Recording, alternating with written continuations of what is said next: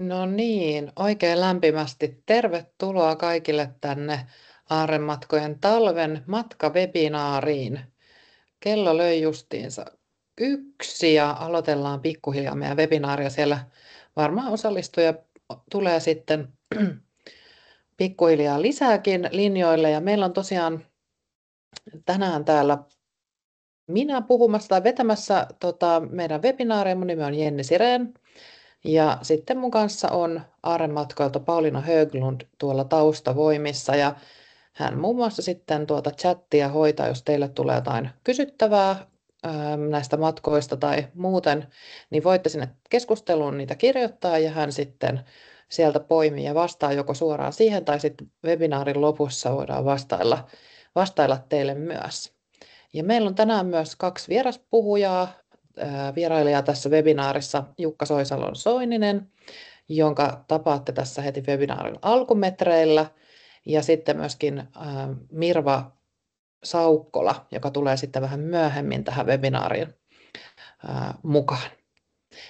Aloitetaan siitä, että mä kerron ihan nopeasti Aarrematkoista hiukan, eli osa teistä onkin meidän reissuilla ehkä käynyt, mutta joillekin tämä voi olla uusi tuttavuus, tämä Aarrematkat matkatoimisto, eli tässä kuvassa näkyy, Jukalla tulikin mikki päälle, niin Jukka siellä, moikka Jukka.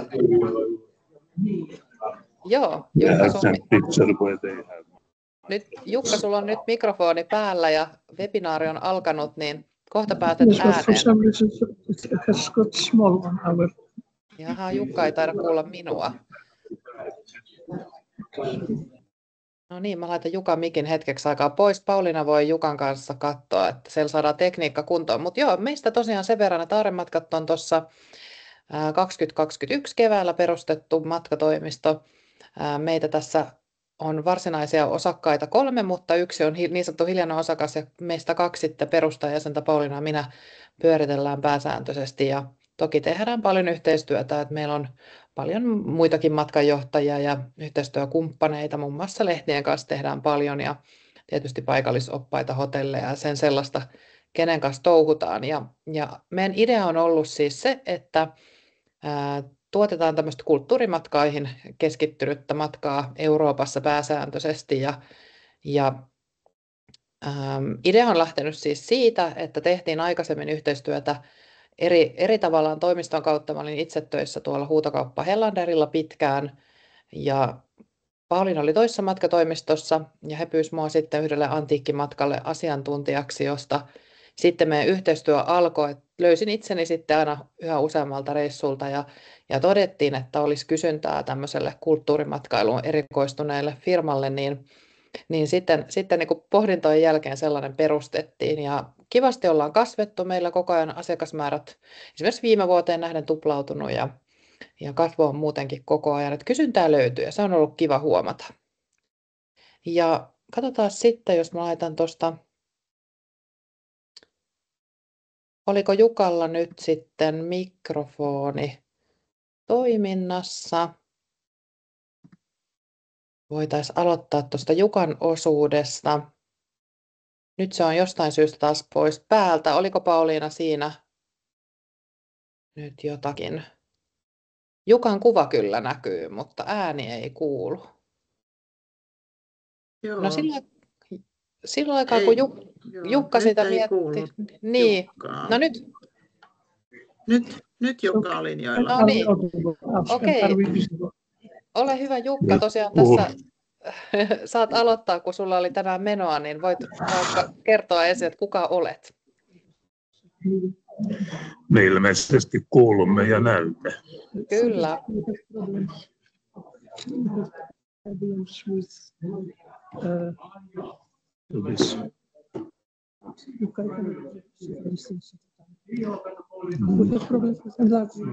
Me emme saa tätä kuvaa nyt tässä suurennettua koko ruudun kokoiseksi, mutta ei haittaa. Aloita vaan. Selvä juttu, aloitetaan. Täällä olemme keskellä elämää. Niin on Jukka Soisalon-Soininen ja Puola on tullut tutuksi vuodesta 1970 alkaen ja jatkuvasti ja aina tulee uusia yllätyksiä tässä maassa. jossa olen viihtynyt mitä mainioimmin sieltä 70-luvulta alkaen.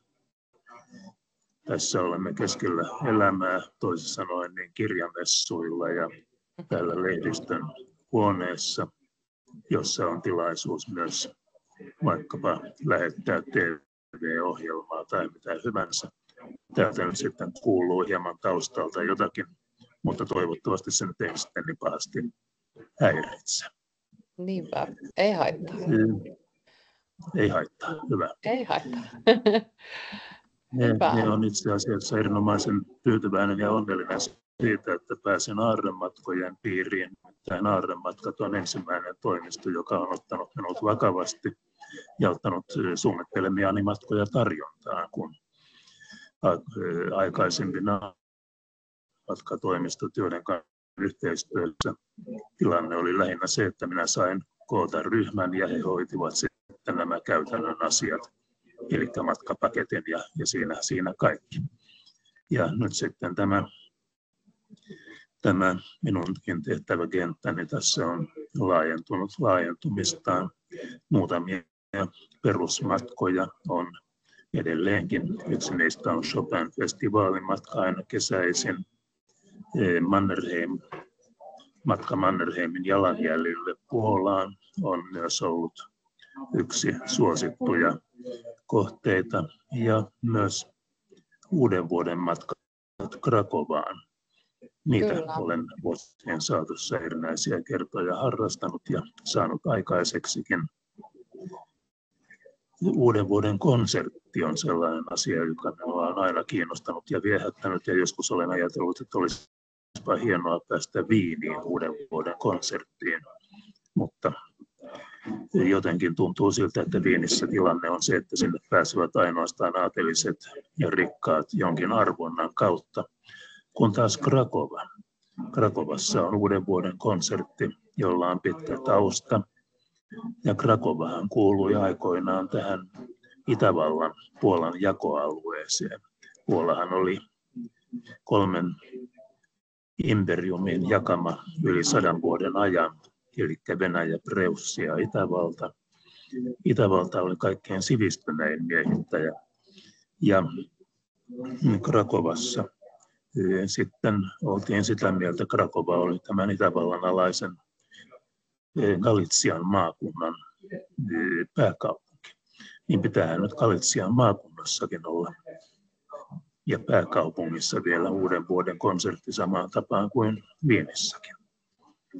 Ja näihin uuden vuoden konsertteihin on lippuja saanut aina kun muistaa olla kuulolla ja tietää milloin ne tulevat myyntiin. Ja kokemukseni mukaan niin tämä uuden vuoden konsertin tunnelma on vetänyt täysin.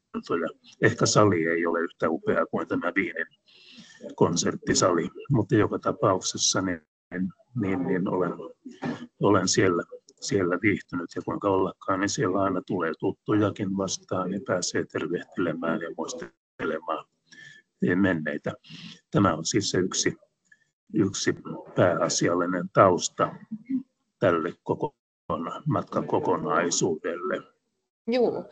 Ja nythän meillä on tulossa tämä uuden vuoden matka tänä vuonna tuossa 30.12. ja 2.1. Ja tuossa diassa näkyykin vähän noita faktoja, mutta mä voisin laittaa tuon seuraavan, missä kerrotaan oikeastaan tuon matkan kohteista ja Jukka voisi vähän niitä avata meille tarkemmin. Sehän vain sopii.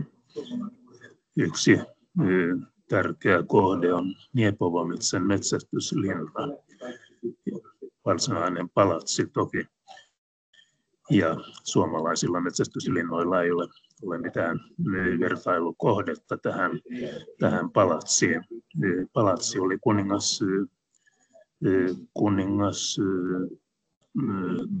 kuninkaan metsästyspalatsi aikoinaan ja kuinka ollakaan, niin meidän prinsessamme, niin kuin häntä voidaan kutsua, Katarina Jagellonika, hän kuninkaan tyttärenä siellä Sigismund vanhan tyttärenä siellä niin kuin lapsisista nuorista neitokaisista sanotaan, niin tepasteli siellä äitinsä Milanosta kotoisin olleen Bona Sforzan puutarhassa ja sitten nuorena neitokaisena hän tietenkin käyskenteli.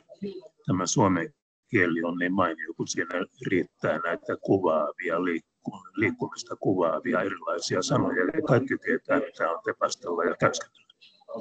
No, joka tapauksessa niin tämä palatsi on sitten oiva kohde viettää uuden vuoden aattoa ja käydä uuden vuoden aaton illallisella siellä ja tutustua sitten tähän Niebovometsen linnassa olevaan taidenäyttelyyn.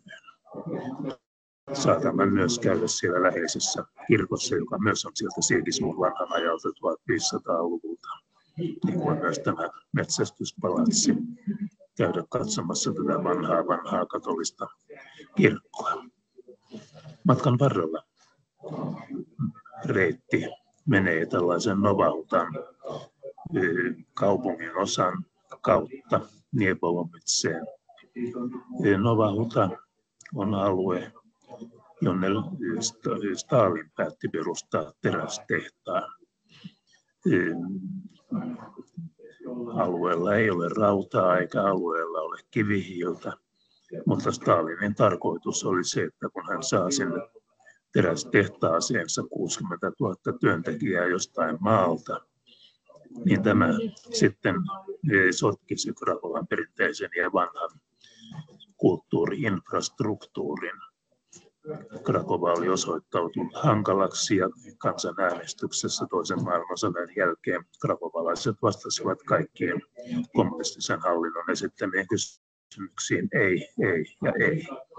Ja sitten Stalin päätti tehdä asialle jotakin. Tällä alueella ei pitänyt olla yhtään kirkkoa, sen piti olla uutta suuntaa edustava kaupunki. Mutta nämä maalta tulleet puolalaiset työläiset vaativat itselleen kirkon ja lopulta kirkko sinne sitten rakennettiin tulevan puolalaisen paavin toimiessa alueella kirkollisissa tehtävissä. Ja tämä kirkko, jos mahdollista, olemme siellä juuri sellaiseen aikaan, että messu ei ole meneillään, niin käymme sitä ihastelemassa. Siinä on tiettyjä piirteitä, jotka tuovat mieleen tuon temppeliaukion kirkon, mutta ehkä kaikkien olennaisin on Kristus Veistos, joka todella kuvaa sitä suurta tuskaa, mikä puolalaisilla tähän silloiseen elämään liittyi. Me emme tiedä tietenkään, että minkälainen sää vallitsee Krakowassa silloin. Muistan elävästi, kuinka edesmenneen ystäväni ja aarrematkojen yhden perustajan Antti Haukkamaan kanssa istuttiin juutalaisen kaupunginosan terassilla. Aurinko paistoi, lämpötila 15 astetta ja nautimme. On siellä kyllä sellaisia päiviä, että lunta tulee sitten vaakasuoraan kohden kasvoja, joka tietysti sitten viittaa enemmän talveen, mutta kaikki on mahdollista. Yksi vietävä paikka Krakowassa on tämä Stary Klepasz, vanha tori, jonka tausta on jo 1400-luvulta. Ja tällä torilla olen käynyt lukuisia kertoja 70- ja 80-luvulla. Siihen aikaan torilla sai myydä vain vihanneksia, hedelmiä ja sen sellaista. Ja näin ollen sitten hyvän ystäväni kanssa keskustelimme suureen ääneen englanniksi. Niin tästä oli sitten seurauksena, että makkaroita nousi kuin sieniä sateella sieltä kaikenlaisten tiskien alta piilostansa. Myyjät tiesivät täsmälleen, että heidän miliisinsä tai poliisinsa ei englantia osannut. Ja Puola on makkaramaa, Krakowa on makkaramaa, siellä on tavattoman hyvät kinkut ja makkarat ja joka liikkeessä on pienessäkin on oma lihatiskinsä. Tällä torilla tällä hetkellä tätä nykyään, tai sanoisin varmaan viimeisen kohta 20 vuoden aikana, Se on ainoa paikka, jossa makeisliikkeessä löytyy suklaakuorrutettuja karviaisia. Ja ne ovat siis tavattoman hyviä, kun karviainen semmoisena kirpelänä marjana ja makea suklaakuorrutus, niin ne todellakin sopivat yhteen. Joka puolelta Puolaa, vaikkapa lentokentältäkin, saa suklaakuorrutettuja luumuja, mutta siinä suhteessa mielestäni tilanne on hieman se, että siinä on tortta po tortta makean päälle, mutta tämä karviainen suklaakuorrutuksella, niin se on aivan mainio keksintö. Ja siellä käymme varmasti katsomassa taas, että onko niitä edelleenkin tarjolla. Kyllä. Ja tämä uuden vuoden matkahan on tänä vuonna tosiaan nyt varmistunut, että se järjestetään. Ja siellä on nyt jonkun verran vielä paikkoja vapaana, jos joku haluaisi vielä uutta vuotta lähteä viettämään. Me ollaan pidetty tätä matkaa aikaisemminkin ja kaikista eniten itse olen kuullut kommentteja nimenomaan siitä Metsästyspalatsin uuden vuoden juhlasta, joka on siis mielettömän hieno. Puolalaisethan pitää pukeutumista tosi tärkeänä, varsinkin juhlapäivinä, ja muistan monen asiakkaan kommentoineen sitä, että ensinnäkin se, että vietetään tuommoista hienoa juhlaillallista palatsissa on ainutlaatuinen kokemus, mutta että oli myöskin mielenkiintoista nähdä niitä pukuja. Että se on varmasti hieno kokemus sekin. Ja tässähän on, niin haluatko Jukka sanoa siitä, sä tiedät enemmän asiasta. Kyllä pukeutuminen on puolalaisille hyvin tärkeä asia. Sitä pukeudutaan uuden vuoden juhlille ja vastaanotoille ja ties minne. Tosin ei frakkiin, koska frakki on orkesterien ja sitten huippuravintolojen hovimestarien asu. Mutta muutoin sitten todella tyylikästä ja kun matkan aikana kertoilen sitten näistä omista henkilökohtaisista kokemuksistakin hyvin paljon. Muistan uuden vuoden aaton, jonka Anna puolisoni, puolalainen puolisoni, vietimme ensimmäisen uuden vuoden aaton yhdessä Suomessa. Niin me sain niin kuvaannollisesti riisua hänen päältään vähintään 50% siitä uuden vuoden aaton loistosta, mitä hän oli päälleen saanut. Ja kaikesta huolimatta hän oli niin kuin joutsen tuolla harmaiden ankanpoikasten joukossa, kun muu väki oli villapaidoissa ja ties missä. Ja Anna sitten puolalaiseen tapaan, niin se oli hänelle shokki. Varmasti kulttuurishokki. Mutta tosiaan Jukkahan sä toimit tällä matkalla matkanjohtajana, eli pääsette sekä kokeneen että niin kuin paikan tuntevan ihmisen huomaan, joka tietysti Jukka osaat myös tästä historiasta kertoa valtavasti. Olet kirjoittanut Puolaan liittyvän Mannerheimin jalanjäljissä -kirjan yhdessä Anna puolisosi kanssa, että tämä on sillä laillakin niin kuin hyvin rikas ohjelma, että siellä on nyt semmoinen asiantuntija paikalla, mitä parempaa saa todella etsiä. Ja tässähän on suorat lennot Helsingistä Krakovaan. Jukka tulee sinne Krakovan kentälle vastaan ja tarvittaessa sitten minä olen Helsingin päässä saattamassa. Teillä on myös, tai tuolle matkalle on varattu tosi hieno hotelli, eli Grand Ascot-hotelli, joka on 4 tähden hotelli. Haluatko Jukka siitä sanoa sanasen? En, koska se on uusi tuttavuus. Joo, se on uusi tuttavuus. Kyllä. Kuitenkin kaikitenkin se on Krakovan siinä vanhassa kaupungissa tai vähintäänkin kupeessa. Ja Krakovan vanhassa kaupungissa on lukuisia pieniä hotelleja, jotka ovat toinen toistaan viehättävimpiä. Ja aamiaiset ovat aina hyviä tai sitten vielä parempia. Kyllä, ja tähänhän kuuluu niin kuin meillä perinteisesti niin lentojen majoituksen lisäksi ja sitten tietysti Jukan palveluiden lisäksi siellä paikan päällä niin ruokailuja, eli tietysti hotelliaamiainen on joka aamu. Sitten on 1 lounas ja 2 illallista ruokajuomineen. Olutta, viiniä ja kuohuvaa sitten niihin kuuluu. Ja tietysti sitten tuo matkaohjelma, joka piti sisällään noita äsken me katsottiinkin läpi vähän, eli siellä on tarkoitus tehdä Krakovassa vanhassa kaupungissa tämmöinen opastettu kävelykierros. Pääsitte tutustumaan siihen. Sitten tietysti tuo uuden vuoden konsertti siellä Krakovassa ja illallinen Chopin pienin esitys tuolla, nyt Jukka sanot, lausunko väärin, Jama Mihalikassa. Niin. Ja, Aivan hyvin Jama Mihalika. joo, ja Jama haluatko Mihalika tästä on Jama ravintola, jolla Mihalikasta? on Niin, perinteitä sieltä Itävallan ajoilta saakka. kyllä. Sehän on ilmeisen legendaarinen ravintola, mitä on ymmärtänyt. On. Et se on Ja hieno kokemus. siellä on paljon taidetta seinillä ja kerrotaan, että siellä se oli taiteilijoiden suosima paikka ja usein heillä ei ollut varaa maksaa laskuaan, niin he sitten maksoivat laskun näillä taideteoksillaan.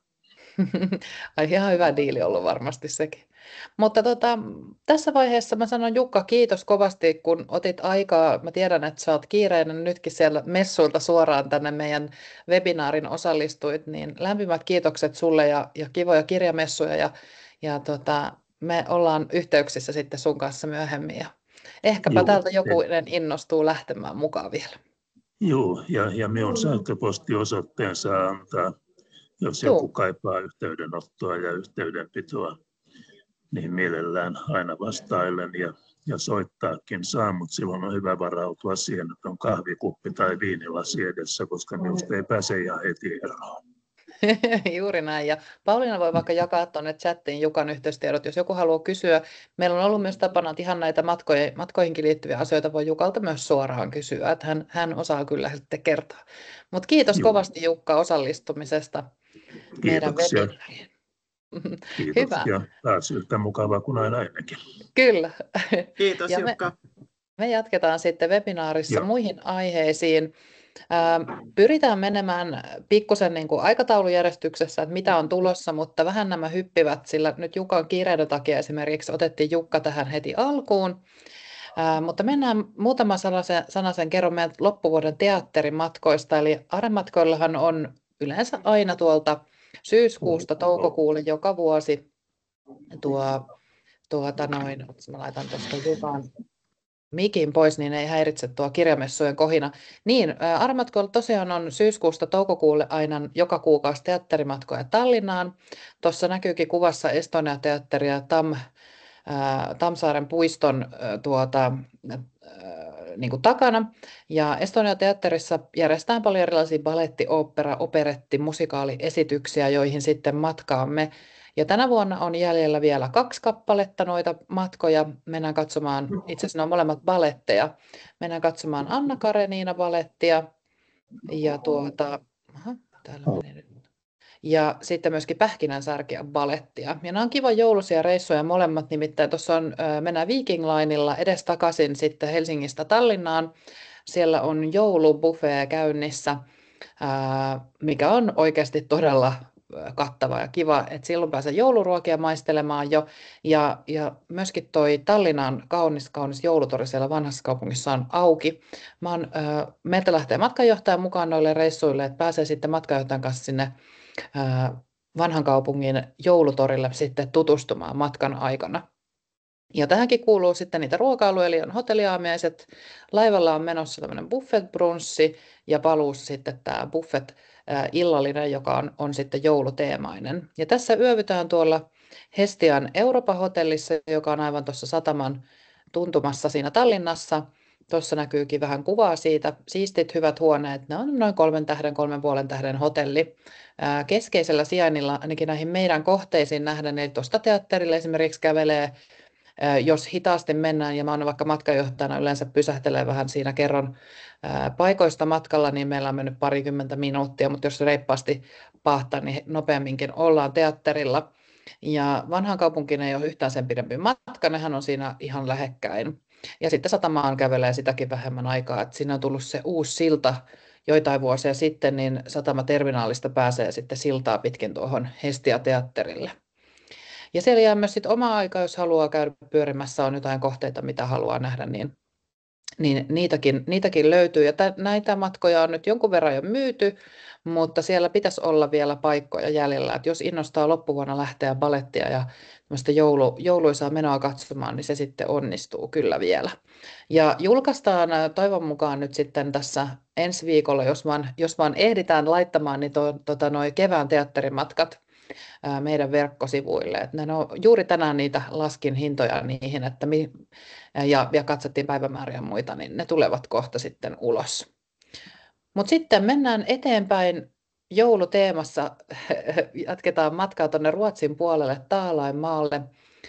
Meillä on tulossa reissu. Olimme kesälläkin siellä yhden ryhmän kanssa, sain olla siellä matkajohtajana. Siis aivan ihana matka. Eli Carl Larsson ja Anders Zorn, Ruotsin tunnetuimpia taiteilijoita. Ehkä tunnistatte varsinkin Larssonin näitä vesiväriteoksia ja nimenomaan näitä jouluteemaisia teoksia, joita hän on tehnyt valtavat määrät. Ja mennään heidän jalanjäljissään ikään kuin sinne ja sitten tutustutaan myös tämmöiseen ruotsalaiseen Lussebrud-perinteeseen, joka on mielenkiintoinen sekoitus Lucia-juhlaa ja toisaalta sitten ruotsalaista kansanperinnettä. Mä kerron siitä teille kohta ihan vähän enemmän ja näytän myös siihen liittyvän videon tässä ennen eteenpäin menoa, mutta tosiaan tässä matkasta niin tähän sisältyy, tämä on itse asiassa aika kiva, me lähdetään bussilla pääkaupunkiseudulta. Sipoosta lähtee ensin bussi, tulee Helsingin kautta sitten Espooseen, Kirkkonummelle ja sieltä jatketaan kohti Naantalin satamaa ja matkalta pääsee kyytiin sitten haluamastaan paikasta. Ja bussi on meillä koko tuon matkan ajan mukana ja pääsee sitten bussilla ihan takaisin sille melkein kotiovelle, jos sattuu siinä matkan varrella asumaan. Ja sitten lähdetään tuolta Naantalista Finnlinesin uusilla tämmöisillä Ropax-aluksilla, jotka muutama vuosi sitten tulivat käyttöön, niin kohti Ruotsia, Kapellskärin satamaa. Ja nämä on todella hienot nämä Finnlinesin alukset, ne on niin uuden uhkeita, että siellä on kiva olla, siellä on kaunista spaata ja isot ikkunat, mistä on kiva katsella sitten saaristomaisemaa, kun mennään Ahvenanmaan kautta tuonne Kapellskäriin. Ja me majoitutaan sitten tuolla Taalainmaalla tämmöisessä Green Hotellissa Telberissä, joka on aivan fantastinen tämmöinen maalla sijaitseva hotelli. Katsotaan, mulla varmaan on itse asiassa tuossa kuvaa, näkyy tuossa yläkulmassa, talvinen kuva siitä Green Hotellista. Se sijaitsee tuolla Siljanjärven rannalla, aivan siellä Taalainmaan sydämessä, ja on tämmöinen vähän niin kuin, tulee mieleen tällainen ei se nyt mökkimäinen voi, se on väärä sana, saksalainen ehkä tämmöinen niin kuin laskettelu. Niin. Joo. Et paljon puuta, lämpimiä sävyjä, tosi kauniisti sisustettu ja ihana se miljöö, rauhallinen miljöö, todella kaunis niin kuin alue. Siellä majoitutaan, ja mä hyppään vielä takaisin tonne meidän alkudiaan, ja meillä kuuluu sitten tähän tietysti useita ruokailuja myöskin, eli on aamupalat totta kai, ja sitten on muutama lounas ja 3 illallista tässä matkan aikana. Ja meidän on tarkoitus käydä sitten tutustumassa Carl Larssonin ja Karin Larssonin kotiin. Ja voin sanoa nyt, kun kesällä siellä kävin, että yksikin meidän asiakas kommentoi, joka mä tiedän, että on matkustanut paljon, että se on paras museo, jonka hän on nähnyt.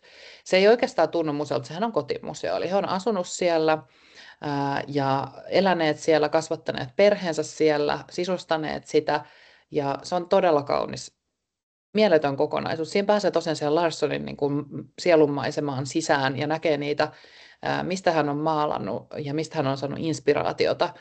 Kaari ja Kaarinhan oli todella lapsirakkaita ja heillä oli paljon lapsia ja ne lapset näkyy sitten oikeastaan kaikessa siinä niin kuin kotiin liittyvissä asioissa sekä sitten heidän taiteessaan.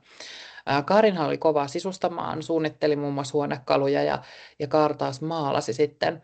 Ja tähän liittyen itse asiassa on ilmestynyt semmoinen kirjakin, mikä on ollut kauhean suosittu, jonka itse asiassa minäkin ostin siellä käydessäni. Katso, jos mä löydän sen tästä jostain mun työpöydän läheisyydestä, voin se teille sitä vilauttaa, missä kerrotaan tästä kodista. Mutta sen lisäksi käydään Anders Zornin kotona, joka on toinen niin kuin tunnettu ruotsalainen taiteilija.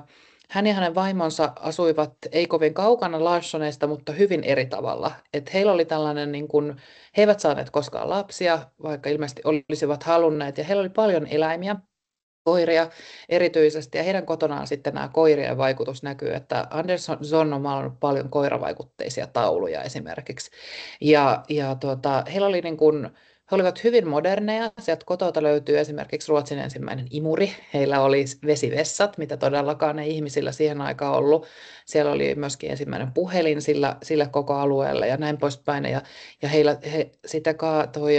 Anders Zornin vaimo, jonka nimen en saa päähän, oli tuonut muun muassa Amerikasta jääkaapin sinne. Että heillä on hyvin moderni keittiö siihen nähden, että mitä siihen aikaan oli sitten saatavilla. Ja käydään tutustumassa siihen heidän kotitaloonsa, nähdään Anders Zornin atelier, tilat ja myöskin sitten siinä on yhteydessä on Anders Zorn museo ja museokauppa, missä pääsee näitä taideteoksia ihailemaan.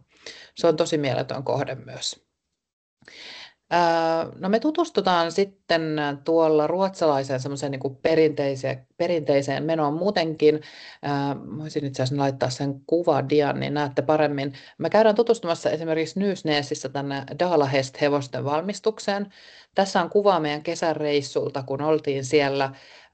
Tässä tosiaan tämä henkilö maalaa näitä hevosia, ja he kertovat sitten, että näitä tehdään niin kuin hyvin erilaisia, ja jokaisella taiteilijalla on omanlaiset kuviot, vaikka niillä on niitä perinteisiä kuvioita, joita me maalaan, mutta että kädenjälki on omanlainen, ja värimaailmat voi olla omanlaisia. Että tämä oli esimerkiksi tämä, mikä tässä nyt valmistuu kuvassa, niin tämän kyseisen maalaajan oma näkemys, niin kuin modernisoitu versio tavallaan Dalahestista, ja kertovat, että nämä henkilöt tulee sinne aina kesäisin töihin ja silloin kesällä näitä maalataan niin kuin tukkutolkulla ja parhaimmat tavallaan Dalahest-asiantuntijat tunnistaa ihan katsomalla sitä Dalahestia, että kuka sen on ensinnäkin veistänyt ja kuka sen on sitten maalannut. Ja nämä on kulkenut niin kuin isältä pojalle, äidiltä tyttärelle nämä taidot, että semmoista koulua ei ole, että ne oppii ihan tekemällä tuolla. Hieno paikka, siellä on myöskin myynnissä niitä hevosia ja päästään katsoa niitä tekemistä ihan sitä veistoa ja sitten tuota maalausta sit paikan päällä. Se oli tosi kiva kokemus. Tuossa on itse asiassa Carl Larssoneiden kodista kuvaa heidän keittiöstään, missä näkyy tämmöinen pieni punainen kattovalaisin. Niin se on mun mielestä Karin Larssonin suunnittelema valaisin, jota on kovasti hehkutettu.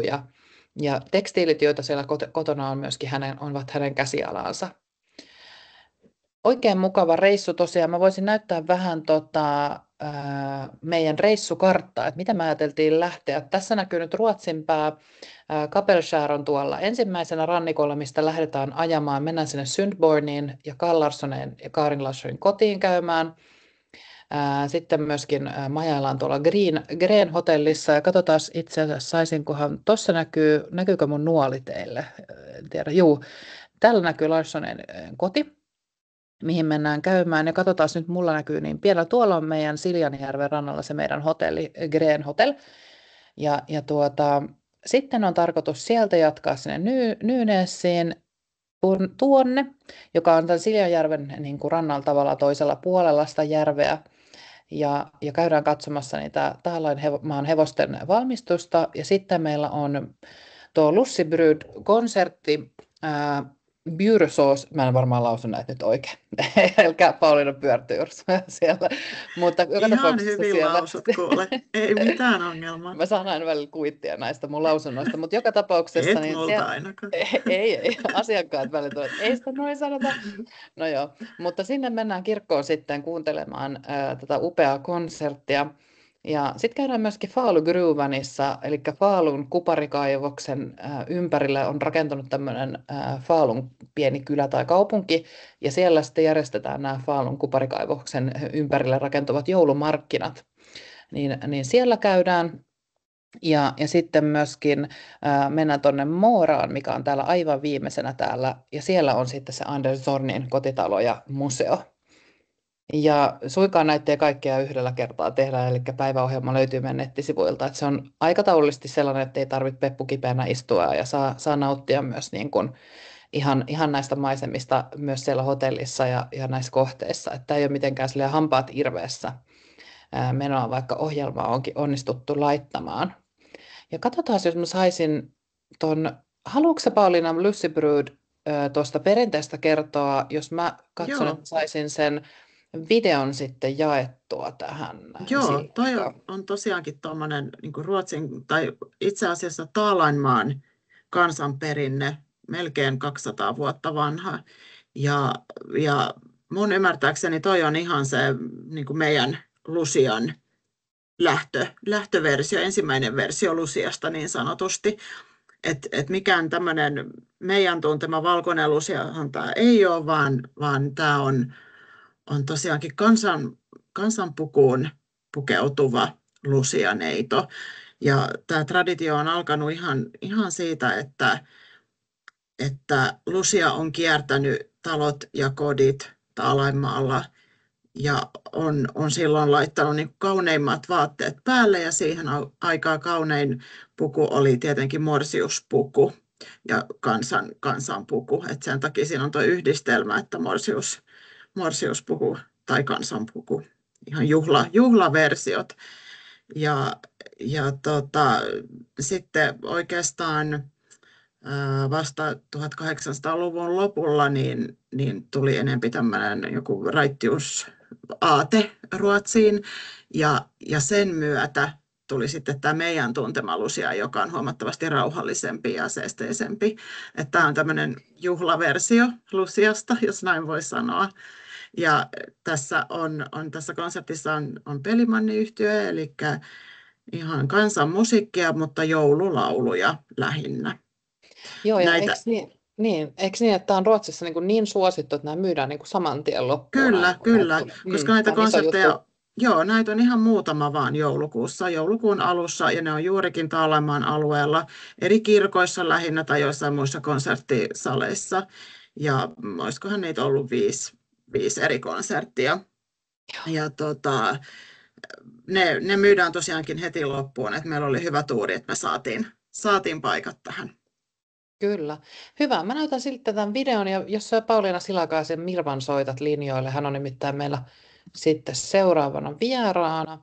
Näkyykö tämä mun jako teille nyt täältä? Pauliina, sanotko jo, että näetkö sä tuon videon, kun muiden ääniä en kuule?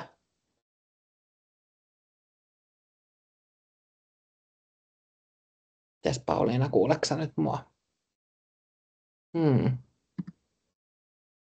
Mäpäs laitan videon pyörimään ja toivon, että näette. Kirjoitatte sinne chattiin, jos on niin, että ette näe.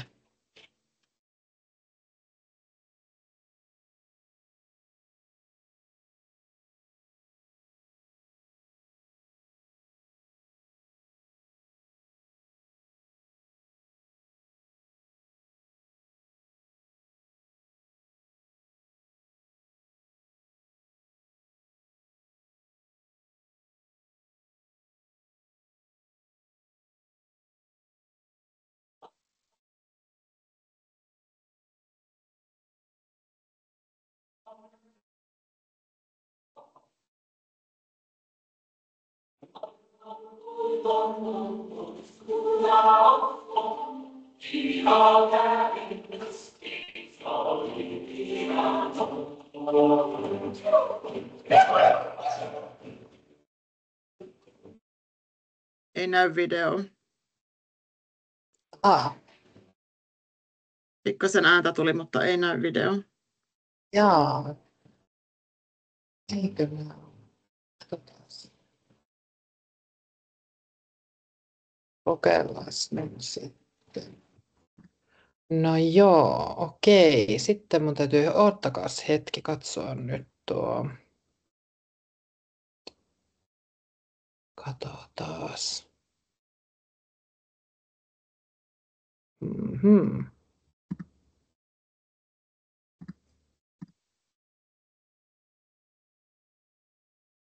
Ja se voi olla, että me ei saada sitä toimimaan. Ehkäpä me tehdään niin, että me laitetaan tuonne keskusteluun se linkki. Voitte käydä itse sen katsomassa, se on aika vaikuttava, niin saatte vähän paremman kuvan siitä, että millaisesta asiasta on kysymys. Katsotaan, mä tuosta sen nappasen ja jaan teille tuon PowerPointin takaisin. Laitaan tuonne keskusteluun tuo Lucy Brood-linkki. Joo, harmillisesti se ei näkynyt. Mullekaan ei tuo chatti äsken sitten näkynyt. Näettekö nyt ton dia-esityksen kuitenkin?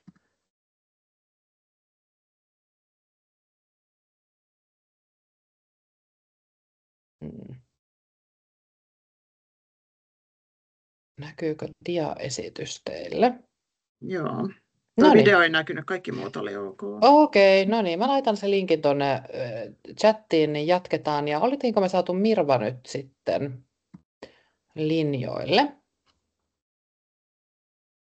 Katsotaanpas täältä. Oliko meillä joku tunnus tähän, Jenni? Mä oon laittanut hänelle sähköpostiin sen Tunnuksen. linkin. Ei, siis se on ihan linkki, millä hän voi liittyä. Se pyytää häneltä tunnusta. Ei pitäisi pyytää. Et nyt jos katot hänen kanssaan sen, niin mä jatkan kertomalla tuosta meidän matkasta. Mirva varmasti saadaan kohta linjoille. Siellä hän on nimittäin itse asiassa Italiassa lomamatkalla ja kiireiset asiantuntijamme, mutta suostui kuitenkin ottamaan aikaa sitten tähän meidän webinaariin myöskin, ja katsotaan, se voi sitten vaan vaikuttaa vähän, kun sieltä yrittää kännykän kanssa liittyä, että miten pääsee. Mutta joka tapauksessa meillä on Antiikki Designin kanssa tehdään paljon yhteistyötä, ja heidän kanssa on tulossa sitten lukijamatkaa tässä joulukuussa tuonne Saksan Bayerin alueelle. Bayerin alueen kuuluu muun muassa München. München on Bayerin niin sanottu pääkaupunki, johon me sitten lennetään Finskin suorilla lennoilla Helsingistä. Ja siihen tietysti kuuluu nuo matkatavarat. Ja itse asiassa tähän väliin voisin sanoa sellaisen kommentin, että jos meillä on lentoja mihin tahansa, niin niihin kuuluu aina matkatavarat. Ei ole mitään kevyt pakettia, ettei saisi laukkua mukaan. No joo, sitten me tuolla Münchenissä majoitutaan tämmöisen Art Hotel Munich-nimiseen hotelliin, joka on ihan keskeisellä sijainnilla siellä. Kiva tämmöinen taidepainotteinen hotelli, missä muun muassa on sitten design-esineistöä esillä ja muuta tämmöistä, oikein tunnelmallinen paikka. Ja tähän tietysti kuuluu ruokailuja, niin kuin meillä on tapana lisätä, eli on aamiaiset totta kai hotellissa, sitten on 3 lounasta ja 1 semmoinen hieno illallinen. Tämä illallinen on siellä Münchenin oopperatalon lähettyvillä olevassa ravintolassa. Voisin itse asiassa näyttää teille kuvan siitä kohta. Hieno illallinen tulee olemaan se. Ja sitten tietysti matkaohjelma Retkineen, avaan sitä kohta teille hiukan lisää, kuuluu siihen, ja opastukset sisäänpääsyt. Ja meillä on aina sitten matkanjohtajan lisäksi paikallisopastus näissä kohteissa. Pyritään siihen, että ne on suomenkielisiä. No, kuljetukset Saksassa kuuluu tietysti tähän, ja sitten mukana on Antiikki Design-lehden päätoimittaja Mirva Saukkola sekä sitten minä. Ja tässä on nyt vähän tarkemmin tietoa tästä meidän retkikohteesta tällä matkalla. Tietysti tehdään opastettu kävelykierros tuolla Münchenin vanhassa kaupungissa, joka on hieno paikka. Ja siihen Münchenin vanhan kaupunkiin kuuluu olennaisesti tämä Marienplatzin aukio, joka sijaitsee siellä hyvin lähellä meidän hotellia, ja siellä pidetään tämmöistä kuuluisaa Marienplatzin joulutoria, johon sitten matkajohtaja eli minun kanssa pääsette tutustumaan tuon vanhan kaupungin kierroksen lisäksi. Me tehdään myös päiväretki Regensburgiin, jota usein kutsutaan Saksan joulukaupungiksi. Se on Unescon maailmanperintökohde, suojeltu kohde.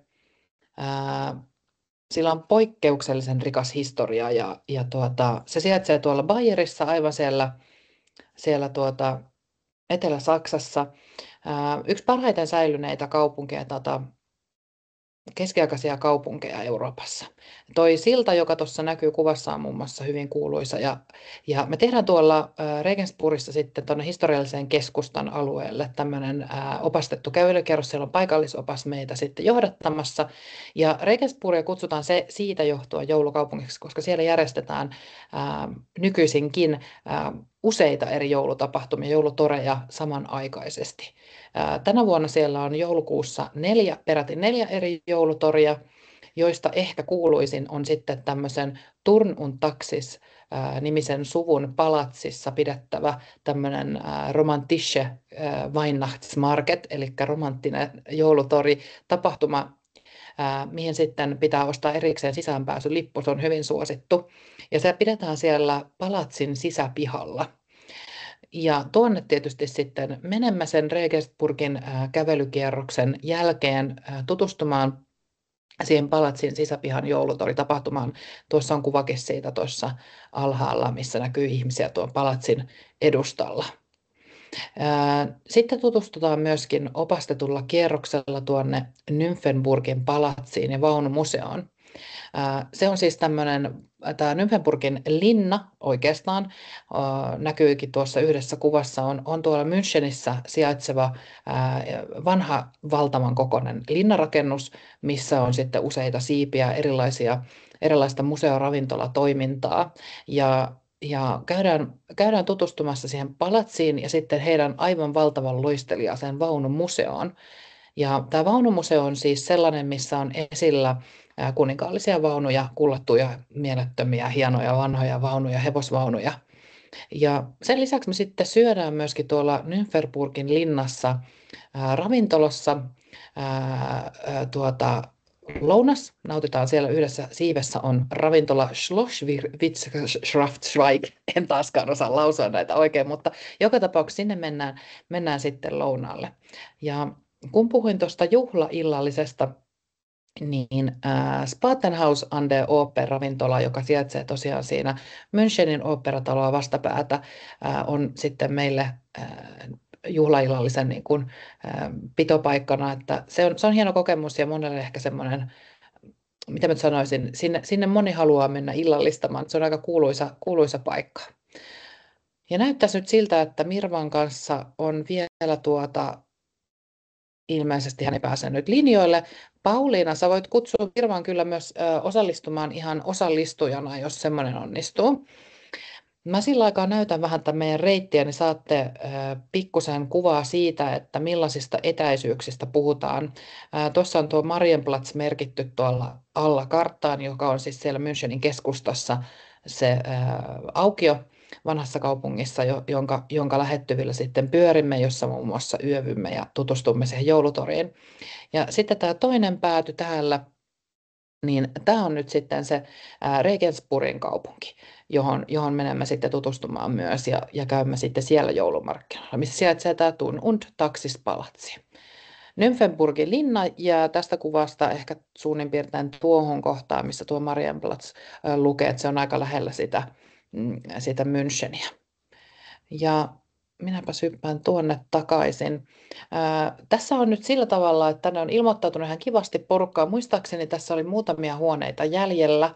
11-14 joulukuuta tosiaan tämä reissu toteutuu, mutta sinne mahtuu vielä, että jos tämmöinen kiinnostaa, niin siihen on vielä mahdollisuus ilmoittautua mukaan.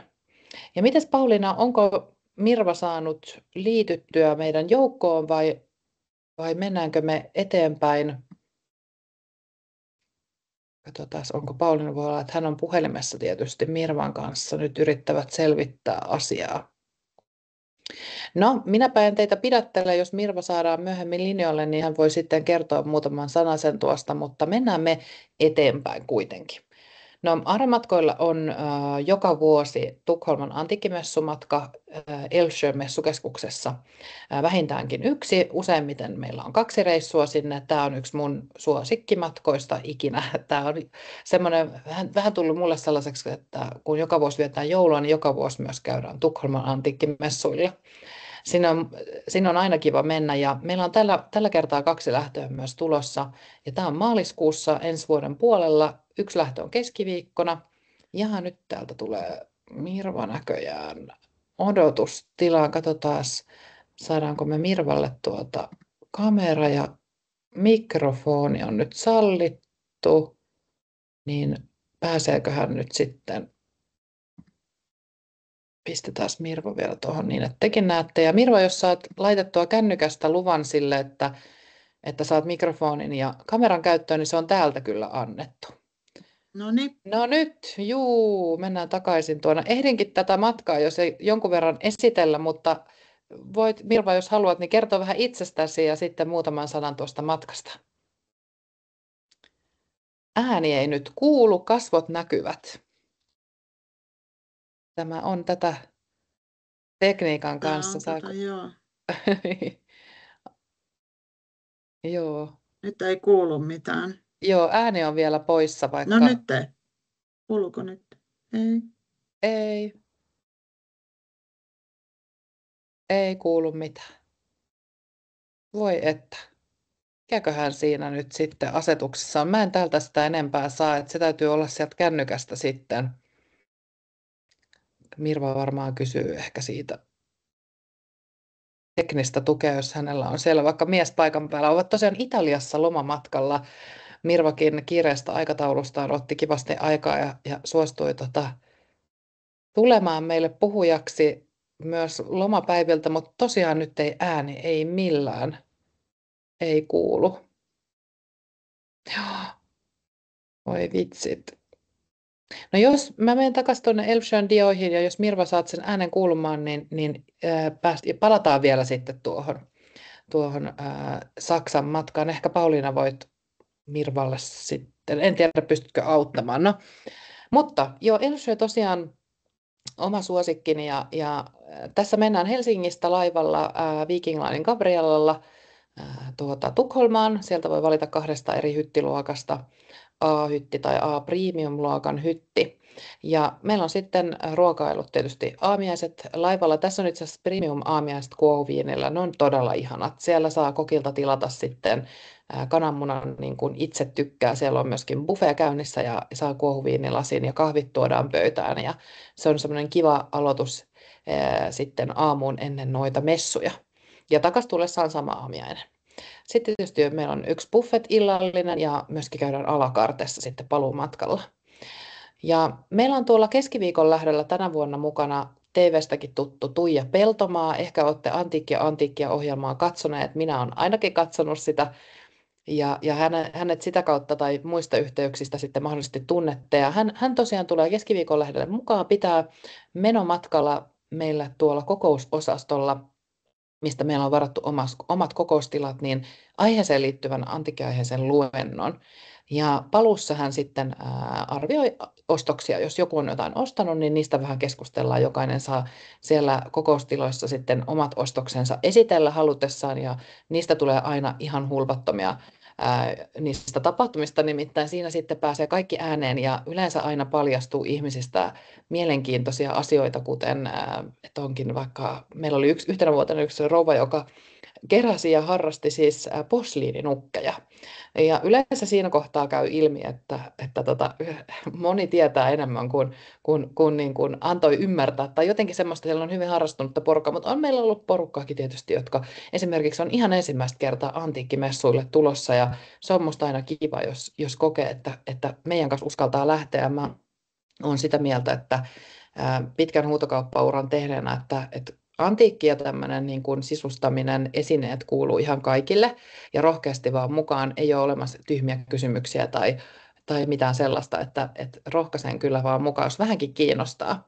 Ja toi Älvsjön Tukholman antiikkimessan nimellä löytyy vaikka netistä, niin tapahtuma on siis Pohjoismaiden suurin antiikkimessutapahtuma. Ja joskus on sitten tullut vähän pyyhkeitä heille siitä, että puhutaan antiikkimessuista, koska siellä on muutakin kuin antiikkia. Ei ole ehkä keksitty, he eivät ehkä ole keksineet parempaa sanaa sille kuvatakseen sitä tapahtumaa. Siellä on muun muassa design-huonekaluja myynnissä, sitten löytyy tätä 50-luvun, 60-luvun esineistöä. No, tässä kuvassa näkyy ruotsalaisen keramikon Lisa Larssonin seinäreliefejä, jotka on hyvin suosittuja. Siinä näkyy tietysti suomalaista Ultima Thule kynttiläsarjaa että siellä on paljon kaiken näköistä ja ne osastot jakautuu sillä tavalla, että pääsisäänkäynnin yhteydestä löytyy isoimmat Ruotsin tämmöiset hienoimmat, kalleimmat antiikkiliikkeet, jotka myyvät sitä todella vanhaa esineistöä, jotka on niin kuin kuratoitu ja tarkkaan mietittyjä ja valittuja. Itse asiassa mulla varmaan onkin tuossa seuraavassa diassa, no ei ole just siitä kuvaa, mutta no, tämä kukka-asetelmakuva on itse asiassa siitä, mutta siinä on blurria, niin että näen niitä osastoja. Mutta sitten se jatkuu niin, että tuolla reunoilla on sitten tämmöisiä muita myyjiä, kuten tässä kuvassa näkyy. Ja tässä, jotka myyvät sitten, heillä saattaa olla joku tietty teema, jonka mukaan he ovat perustaneet vaikka jonkun kaupan ja nettiin tai kivijalkaliikkeen ja tulevat sitten tänne messuille myymään niitä esineitä. Tuossa näkyy itse asiassa laivallakin kokousosastoa, missä meillä on ollut sitten asiantuntijapuheenvuoroa. Ja minusta paras messuanti löytyy aina sieltä messuosastojen laidalta, missä saa sitten vähän jo kontata, kun voi kaivella banaanilaatikoista, että löytyykö jotakin kivaa. Että oikein kiva tapahtuma. Ja mä lähden mukaan molemmille matkoille matkanjohtajaksi. Ja tosiaan Tuija sitten on siellä keskiviikon lähdöllä mukana. Ja katsotaanpas, mulla oli tässä vielä tuo hinnat, menee hyteittäin ja lähdöittäin. Keskiviikon lähtö on pikkusen edullisempi laivayhtiön tähden, että heillä on viikolla edullisemmat matkat kuin viikonloppuna, mutta tämä keskiviikon lähtö on siitä kiva, että ollaan torstaina perillä, ja tämä messuhan aukeaa siis torstaina, ja me ollaan heti silloin aluksi siellä, heti kun se messu on avautunut, me ollaan niin kuin ensimmäisten joukossa sitten päästään sinne kaivelemaan ja katselemaan niitä messuosastoja ja kuulemaan niiltä innokkailta myyjiltä, joilla ei vielä kisäväsymystä, että mitä kaikkea sitten sieltä löytyy tänä vuonna. Ja se on sitten alkaen 382 € tuolla A-hytissä 2 hengeltä. Jos yksin haluaa lähteä, niin se 1 hengen lisä ei ole kovin paha. Tuossa se on 60, niin saa sitten yksikseen sen hytin. Ja tosiaan hyttiluokasta riippumatta kaikille kuuluu se premium-ampala. No sitten jos haluaa tuon 2 tämmöisen parisängyllisen Lyxside premium-hytin, joka on vähän korkeammilla kansilla ja tosiaan parisängyllinen, niin se on sitten 423 € tuolla jaettuna 2 hengellä tuolla keskiviikon lähdöllä. No perjantain lähdöstä löytyy samat hyttityypit ja hinnat näettekin siitä sitten, että minkä hintasta se on. Ja tämä on myynyt ihan kivasti taas yleensä aina keskiviikon, tai se ei yleensä, vaan aina. Joka vuosi meillä on keskiviikon lähtö toteutunut, se on yleensä myyty loppuun ja sitten tuo viikonloppulähtö on ollut pikkusen pienempi lähtö. Ja silloin ollaan tosiaan lauantaina perillä ja mä tykkään tuosta viikonloppulähdöstäkin, koska sitten työssä käyvät pääsevät esimerkiksi sitten mukaan ja laivalla on kiva meininki silloin viikonloppuna. Myöskin messuilla. Siellä on itse asiassa tosi paljon puhujia silloin viikonloppuna, eli siellä Elfsjön messukeskuksessa on tämmöinen lava, missä ihmiset sitten pääsevät pitämään puheita ja siellä on paljon mielenkiintoisia puheenvuoroja. Mites Pauliina, oliko Mirva nyt niin, että ei pääse? Joo, nyt ei Noniin. toimi, mutta toki voidaan, jos laitat nuo diat, niin voin puhelimen kautta ja kaiuttimen kautta. No niin, Ja kiva juttu. Jos tämä vaan kuuluu tarpeeksi hyvin, niin... Pistetään tuohon noin. No niin, kiva Mirva, kun pääsit puhelimen kautta. Kuunnellaan sitten, miten kuuluu. Mä laitan vähän enempi ääntä tähän, niin Mirvakin kuulee jotain.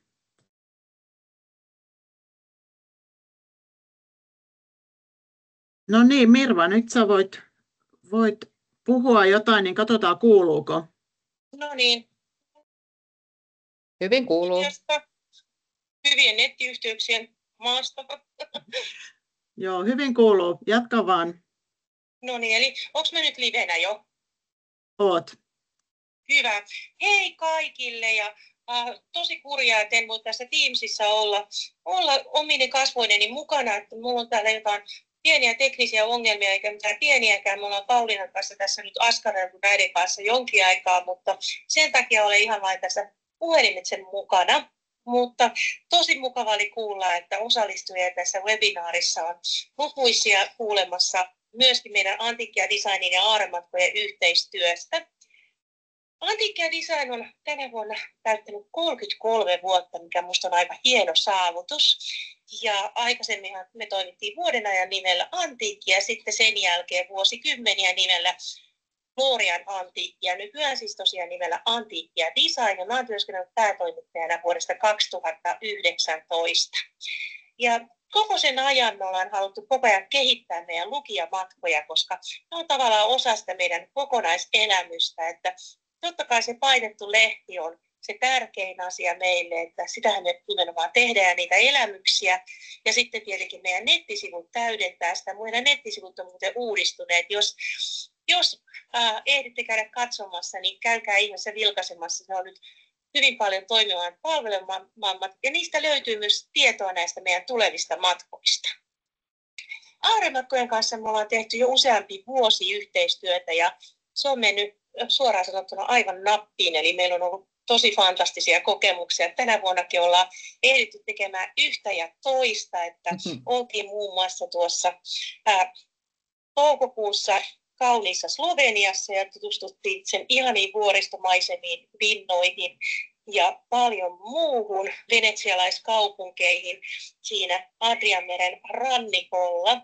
Ja sen jälkeen sitten tuossa kesäkuussa tehtiin fantastisen jännittävä kierros Virossa ja tutustuttiin Viron kartanoihin ja kävi vähän epätavallisissakin kartanoissa, että missään nimessä ei ollut mitään itsestäänselvyyksiä. Yleisesti ottaen näissä kaikissa meidän lukijamatkoissa, mitä me aarematkojen kanssa toteutetaan ja missä me Jennin kanssa ollaan esimerkiksi oltu mukana, niin ollaan haluttu nimenomaan tuoda esiin sitä, että me halutaan tuoda yllätyksiä, kun tiedetään, että te olette monet paljon matkailleet ja ne sellaiset peruskohteet Pariisin Eiffel-tornista London Bridgeen on nähty, eli me halutaan tuoda siihen sitten sellaista syvempää sisältöä ja nimenomaan sitä kulttuuria, antiikkia, taidetta, museoita, eli se on se paketti, mikä me halutaan yhdessä aarematkojen kanssa teille toteuttaa.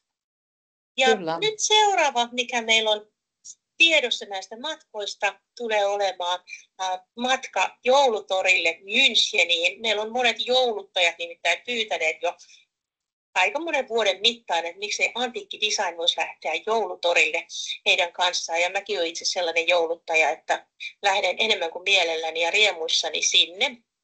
Ja miksi sitten München? No tietenkin se, että Münchenissä se joulutunnelma on aivan huikea, mutta sitten sen lisäksi niin me voidaan tarjota sitten fantastisia museokokemuksia, taidekokemuksia, sitä upeaa arkkitehtuuria, mitä Münchenissä on esillä. Ja tietenkin myös kulinarismia. Täytyy sanoa, että vaikka antiikki ja design nyt keskittyykin enemmän esinemaailmaan, niin meidän matkoilla on aina valtavan tärkeää se, että voidaan herkutella paikallisilla mauilla ja nauttia niistä. Ja sen takia toivottaisinkin teidät lämpimästi tervetulleeksi meidän mukaamme tuonne Müncheniin.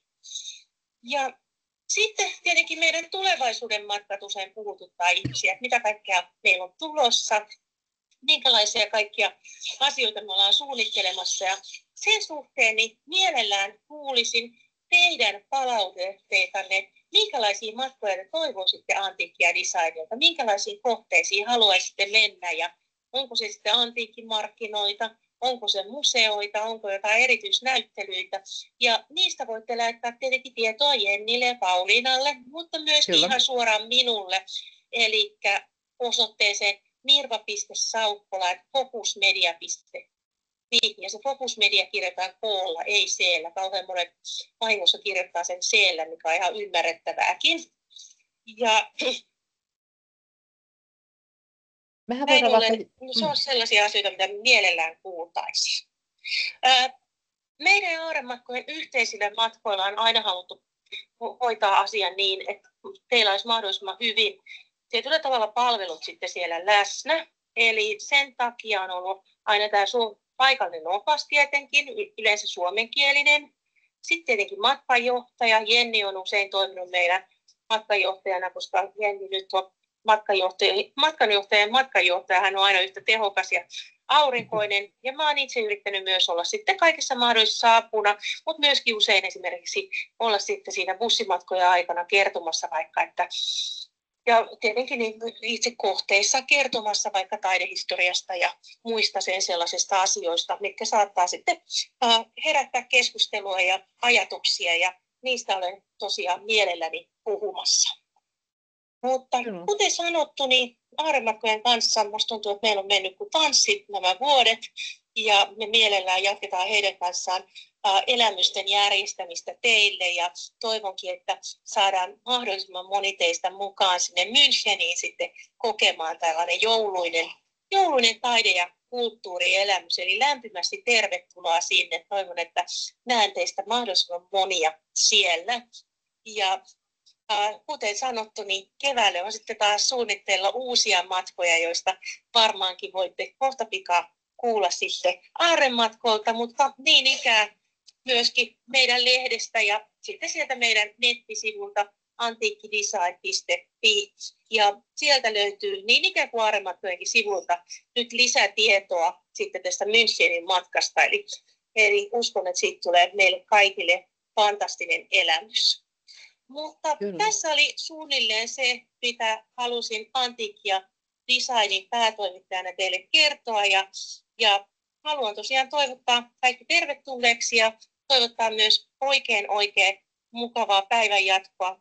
Niin kuin Jenni tai Pauliina ehkä mainitsikin, niin mä soittelen täältä Sisiliasta käsin. Täällä on 24 astetta ja aurinko paistaa, eli tämä ei ole yhtään hullumpi paikka pitää tämmöistä puhelinpalaveria. Ja pahoittelut vielä, että toi Teams ei toiminut. Tämä on nyt ihan tosiaan mysteeri, että minkä takia se takkusi niin monta kertaa. Mutta kiva oli päästä juttelemaan teille myöskin tai puhelimitse. Eli kiitos teille kaikille ja oikein mukavaa matkojen täyteistä syksyä, kevättä, tulevaa kesää ja talvea. Kiitos, hei hei! Kiitos. Hei, kiitos Mirva. Lämmin kiitos myös Mirvalle ja täytyypä soittaa hänelle, ei hän ehkä nyt kuule tätä, mutta arvostan Mirvaa suuresti. Mirvan kanssa tosiaan ollaan ehditty tekemään useampia reissuja ja se tietotaitomäärä, mitä hänellä on, hänhän on taidehistorioitsija myöskin, monen meritin nainen, ehkä olette häneen törmänneet muun muassa radiossa tai TV:ssä, missä usein häntä sitten esimerkiksi pukeutumiseen liittyvissä asioissa pyydetään mielipiteitä, mutta hän on kiva matkaseuraa, tietää valtavasti, on tutustunut hirveästi erilaisiin asioihin ja tuntee itsensä välillä, niin kuin, miten sanoisin, tulee semmoinen mentorifiilis hänen kanssaan, että melkein mitä vaan voi kysyä ja hän kyllä osaa vastata, että kiva Mirvan kanssa taas lähteä. Mutta joo, kiitos Mirva, kun ehdit sieltä Italian lämmöstä tänne. Ainakin Helsingissä sataa vettä ja on vähän harmaan näköistä, vähän kateeksi käy. Vaikka mulla onkin tässä tämä Italia taustalla, niin en ole siellä. No joo, mutta mennään eteenpäin. Enää muutama dia on tässä meidän webinaarissa jäljellä. Olette kiitollisesti jaksaneet tässä jo tunnin ajan kuunnella meidän juttuja. Että kohta ollaan loppusuoralla. Muutaman matkan halusin tähän mainita vielä tästä tämän vuoden loppupuolelta, mihin vielä ehtisi osallistua. No itse asiassa tuon oopperamatkan Riikaan kanssa kävi nyt niin, että kun ehdin nämä diat eilen tuossa tekemään, niin sinne ilmoittautui sitten henkilö, joka vei siitä nyt sitten viimeisen paikan. Mutta keskusteltiin Pauliinan kanssa, että jos nyt joku innostuu ja haluaisi tuonne Riikaan vielä lähteä, mä oon siinä lähdössä matkaa vetämään ja olemme menossa tutustumaan siis Riian tuohon kansallisoopperaan, joka kuvassa tuossa näkyy. Käymme siellä kuuntelemassa Richard Straussin Salome-oopperaesitystä ja sitten tutustumassa myös sinne opastetusti sinne heidän kulisseihinsa. Yövytään tuolla Riian vanhassa kaupungissa, tietysti käydään siellä opastetulla kävelykierroksella ja näin poispäin. Niin jos sinä haluaa lähteä, niin kyselyperusteella me saadaan varmasti lisäpaikkoja. Se saattaa vaikuttaa hintaan, nimittäin lentoyhtiöt saattaa sitten matkan lähestyessä nostaa niitä lippujen hintoja, mutta jos innostaa, kannattaa kysyä. Saattaa se olla samankin hintainen, että ihan voidaan sitten tiedustella. Meillä oli siis tässä vakiomäärä paikkoja ja ne myytiin loppuun, niin senpä takia sitten pitää kysyä, jos sitten lisäpaikkoja otetaan. Mutta ihmeessä kannattaa kysyä, jos se kiinnostaa. Ja sehän on ihan pian 1.3.11, kun sinne lähdetään. No sitten yksi mun aivan sydäntä lähellä oleva rakas paikka on Ateena, missä mä oon asunut pienenä tyttönä semmoisen 5 vuotta 90-luvulla. Se on mulle sellainen toinen kotikaupunki melkeinpä Helsingin lisäksi, missä en kyllä nyt hetken ole käynyt, mutta sinne suunnataan nyt Ahrenmatkojen porukan kanssa myöskin ensi kuussa 14-18 päivä. Sielläkin on ihan mukavasti pieni porukka kasassa, mutta vielä mahtuu, jos haluaa mukaan. Ja tässä on kiva ohjelma tulossa. Tietysti tutustutaan siihen Ateenan historialliseen keskustaan. Meillä on suomalainen Mia, joka on itse asiassa mun perhetuttuja sieltä lapsuuden ajoilta. Hänen vanhemmillaan oli aikanaan omaa matkailutoimintaa siellä. Heillä on meilläkin matkatoimisto ja tunnen Mian sitä kautta. Niin hänen kanssaan kierretään siellä Ateenassa ja sitten mennään tietysti Akropolin kukkulalle käymään. Ja tämä on silleen kiva ajankohta mennä sinne, koska siellä ei ole kuuma. Siellä jaksaa kävellä. Siellä ei myöskään ole mitään valtavaa turistiryntäystä, että siellä on väliä ja silloin on aina minusta kivempi mennä. No tietysti käydään Partenonin temppeliin tutustumassa, joka on siinä Akropolin kukkulan niin kuin, tavallaan juurella. Ja sitten mennään Plakan vanhaan kaupunkiin, missä sitten on tarkoitus syödä tavernassa semmoista autenttista kreikkalaista ruokaa. Atenassa on erinomaisia esimerkiksi lammasruokia, mikä kuuluu tietysti kreikkalaiseen kulttuuriin vahvasti. Ja toivon, että saataisiin sieltä semmoinen mese otettua, missä voidaan sitten maistella ja jakaa yhdessä ruokia. Mutta katsotaan tarkemmin, mitä ruokailua siihen vahvistuu sitten lounaksi. No sitten tuolta Ateenassa löytyy valtavan kokoinen tämmöinen antiikkitori-alue, Monastirakin alue, mihin sitten mun kanssa pääsette jalkautumaan ja katselemaan, jos sieltä löytyisi jotain kivaa kotiin vietävää. Käydään myös Kykladien museossa suomenkielisen opaan johdolla ja meillä on sitten myös tervetuloillallista ja päätöspäivällistä siinä matkan aikana. Ja halukkaille on myös Pireuksen satamakaupunkiin tämmöinen lisämaksullinen retki.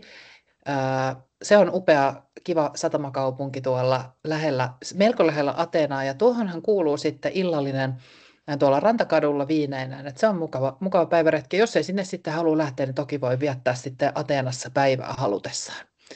Siellä on tosiaan vielä paikkoja jäljellä. No joo, me ollaan nyt tultu siihen kohtaan tätä webinaaria, että mä kysyisin, että onko mitään kysymyksiä tullut tuonne keskusteluun, Pauliina, tässä webinaarin aikana, tai herääkö nyt jollekin? Niin, okei, ei ole tullut. Herääkö kellekään kysyttävää? Sinne voi nyt kysyä. Mä voisin itse asiassa sillä aikaa, jos mietitte, että tuleeko kysyttävää, niin vasta kertoa sellaisen asian, mitä meiltä usein kysytään, on se, että minkä kuntoisena niin sanotusti uskaltaa tänne lähteä. Tämä liittyy nyt lähinnä siihen, että monella saattaa olla polvia, jomotuksia tai selkäkipuja tai muuta, niin mä sanoisin, että meillä matkoilla on kaiken näköisiä ihmisiä. Toki sitten, jos lähdetään lentämään vähän pidemmälle ja olet rullatuolissa, niin se ei ehkä ole se niin kuin paras paikka, mutta varmasti löytyy kaikille joku reissu, mihin uskaltautuu lähteä. Esimerkiksi nämä Tallinnan teatterimatkat on suht helppoja ja matalakynnyksisiä. Me ollaan huomioitu kyllä tässä se, että kaikki eivät liiku yhtä nopeasti. Että nämä ei ole missään nimessä mitään sellaisia juoksia tehty. Ei. Aina ollaan kyllä mietitty aikataulut niin, että kaikki ehtii mukaan ja ei ole hirveä vauhti päällä koko ajan ja bussin nousu kestää jonkun aikaa ja apua saa myös, jos on jotain, niin ei ole sillai korkeata kynnystä lähteä. Esimerkiksi rollaattorilla on moni meidän asiakas liikenteessä, sekin onnistuu. Ehkä näistä matkoista, mitä nyt on, niin sanoisin, että toi Ateena vaatii eniten liikkumista. Akropoli on vaikea. Esimerkiksi jos on rollaattori, sinne ei pääse. Siellä on portaita niin paljon. Kyllä, ja muutenkin tässä kävellään kuitenkin Ateenassa aika paljon, ja ei se nyt ihan pikkukaupunki ole, niin kyllä siinä nyt jonkun verran tulee kävelyä. Kyllä. Vaikka rauhallisesti mennäänkin, niin silti. Kyllä.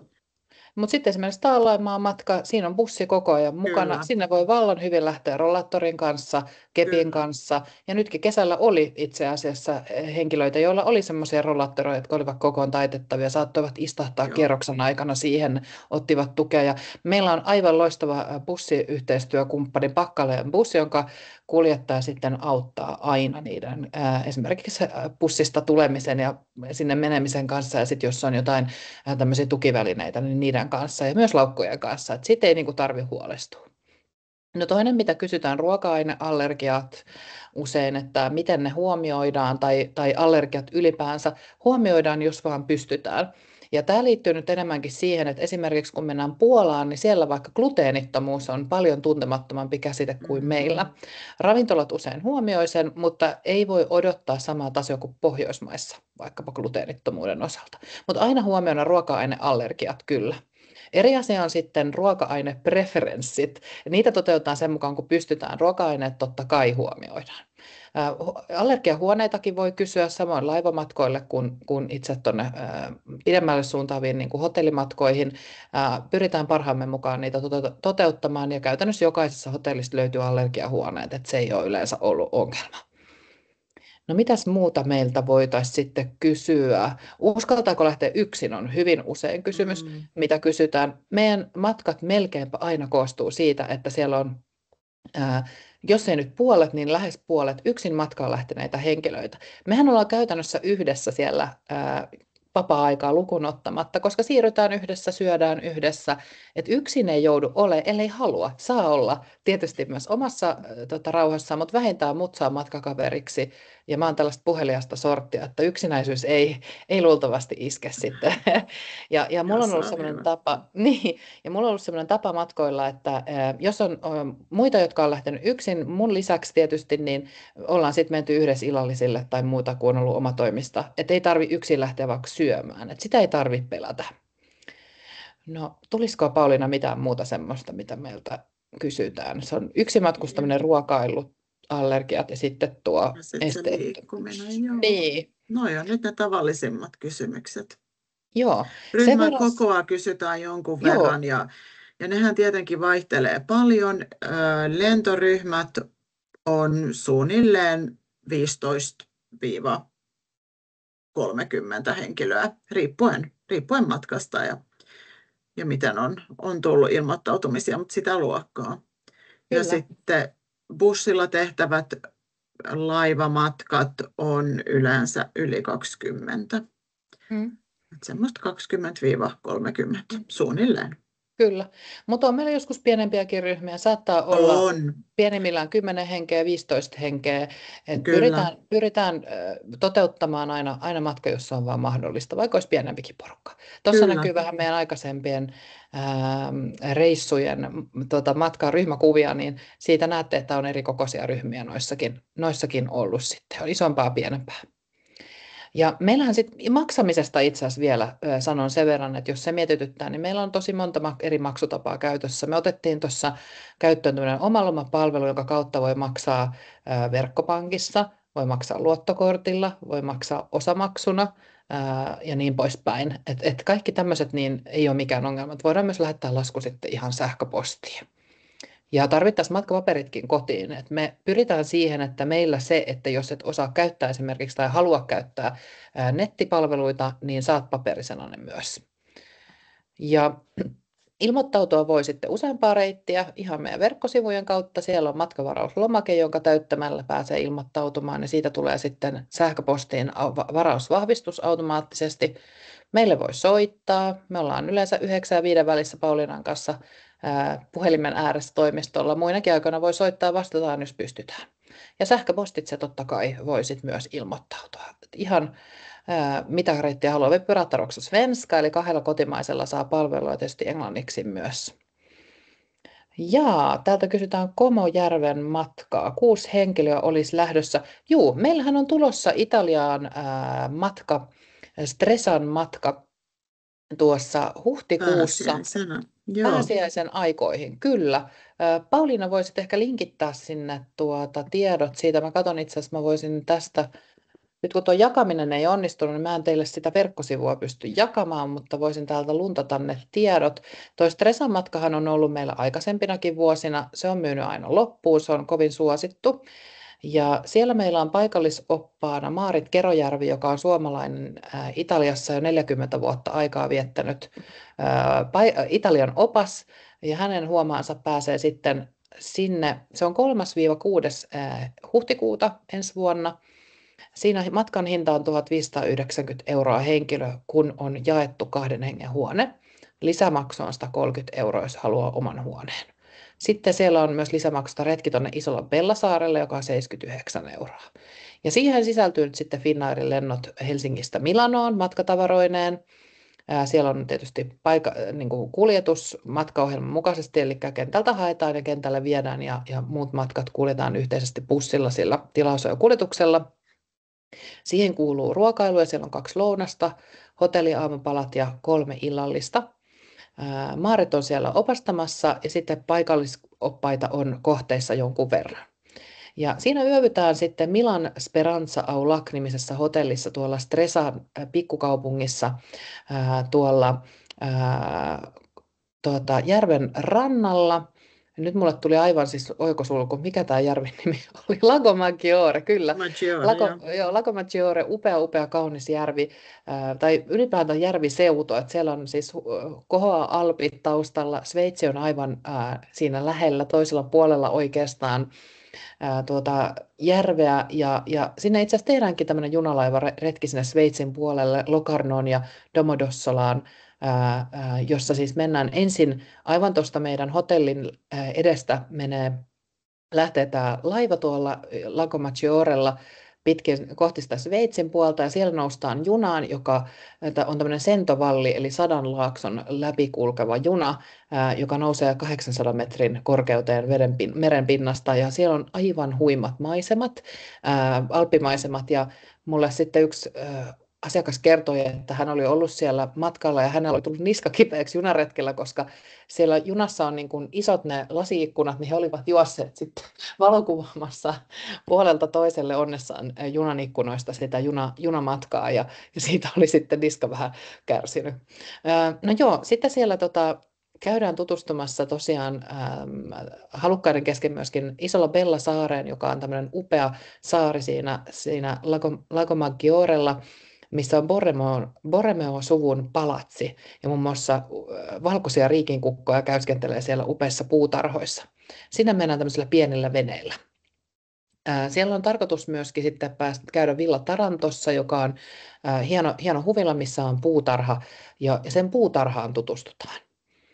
Tällaista kaikkea sieltä löytyy ja se löytyy meidän verkkosivuilta. Pauliina, ehkä voitkin linkittää tähän meidän chattiin sen, jos et Joo, jo mä laitoin linkittää. Joo, niin sieltä voi tarkemmin sitä käydä katsomassa. Ja se on myynyt ihan kivasti jo, mutta sinne mahtuu kyllä vielä mukaan, jos haluaa. No joo, jos ei muita kysymyksiä herää, niin no niin, täällä sitten juuri tuo reissu oli kiitos. mielessä. Joo. No, meillä on ihan pienen Lahden webinaarin osallistuneille. Joku multa kysyi, että miksi näin pieni, kun mä kerron tätä aikaisemmin tarjottiin, niin se johtuu siitä, että me ollaan pieni toimija, jolla ei ihan hirveästi ole ilmaa tuolla meidän hinnoissa, eli me ei järkätä mitään 300 € alennusmyyntejä tai muita, koska siellä ei yksinkertaisesti ole sitä ilmaa siellä hinnoissa, mutta pientä kädenojennusta, että jos innostuitte, niin saatte toimistomaksun nyt pois loppuvuoden aikana tehdystä tai loppuvuoden matkoista nyt, jos teette tuohon marraskuun loppuun mennessä sitten varauksen. Siellä on nyt webinaarikoodi, voi mainita puhelimessa tai sähköpostin yhteydessä ja sen lomakkeessa sen voi ihan syöttää sen webinaari 25-koodin sinne, niin sitten poistetaan tuo toimistomaksu sieltä laskulta. Kyllä. Hyvä. No, mä oon nyt puhunut teille tässä tunti 20 minuuttia, saatiin pitää webinaaria. Kiitos tosi paljon osallistuneille. Oli ilo ja kunnia, kun olitte mukana ja nähdään toivottavasti sitten loppuvuoden matkalla. Toivotan lämpimästi kaikki tervetulleeksi ja olkaa matalalla kynnyksellä yhteydessä, jos on kysyttävää. Ja Pauliina meillä on myöskin erikoistunut sitten, minäkin teen, mutta vielä enemmän Pauliina, niin yritysten ja yhdistysten matkoihin, eli räätälöidään myös ryhmille. Jos joku teistä kuuluu esimerkiksi johonkin eläkeläisjärjestöön tai harrastekerhoon tai muuhun tällaiseen, ja te matkustatte edes kotimaassa, niin meidän kautta saa kyllä varattua. Ja tehdään todella paljon, eli verkkosivuillahan ei näy tämä meidän yritysjärjestöille tekemät niin kuin matkat ollenkaan, mutta niitä tehdään siis suunnin piirtein yhtä paljon vähintään kuin mitä verkkosivuilla on matkoja, joten meidän kautta löytyy kyllä kaiken näköistä. Joo, ja tarjousta voi aina pyytää ja tarjous on maksuton, niin siitä vaan kysymään, jos joku matka mietityttää. Hyvä. Hei, kiitos kaikille ja oikein kivaa torstai-iltaa syksyistä päivänjatkoa ja palataan ja nähdään toivottavasti matkoilla. Kyllä, kiitoksia teille kaikille. Heippa! Moikka!